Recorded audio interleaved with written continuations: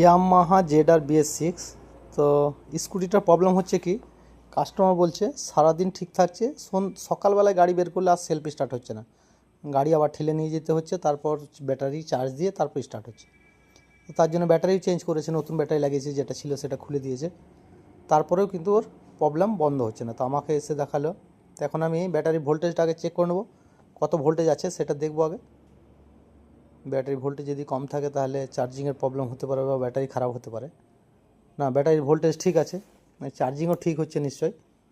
তো এখন আমি ব্যাটারিটা ডাউন কী করে হচ্ছে সেটা দেখবো। তো অ্যাম্পিয়ারে চেক করবো আমি। এখন 10A-তে লাগিয়ে দিয়েছি মিটারটাকে, এই ব্যাটারি লাল লিডটাকেও খুলে আমি 10A-তে লাগিয়ে দিলাম। এরপর ব্যাটারির একটা পোলে দেবো একটা তার, আর একটা তার এই যে লিডটাতে দেবো একটা তার। দেখুন আমি যেভাবে লাগাচ্ছি সেইভাবে চেক করবেন। 0.29 অ্যাম্পিয়ার আমার সব সময় আমার ডাউন হচ্ছে ব্যাটারিটা।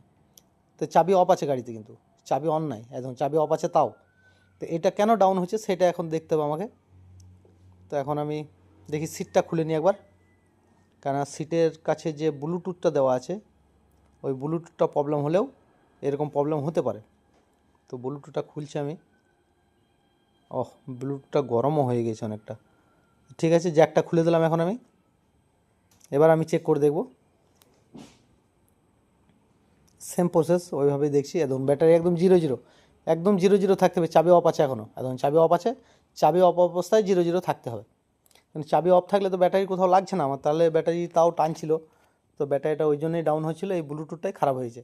কাস্টমার বলছে যে আমার আর হবে না। তো কাস্টমারকে বলছে এই ব্লুটুথটা খারাপ হয়ে গেছে, ব্লুটুথটা আপনার না লাগালে অসুবিধা হবে না, আর যদি আপনি লাগাতে চান তো লাগাতেও পারেন, অসুবিধা নাই। ব্লুটুথ আপনি গাড়িতে যদি লাগাবো বলেন, তো এই ব্লুটুথটাই খারাপ।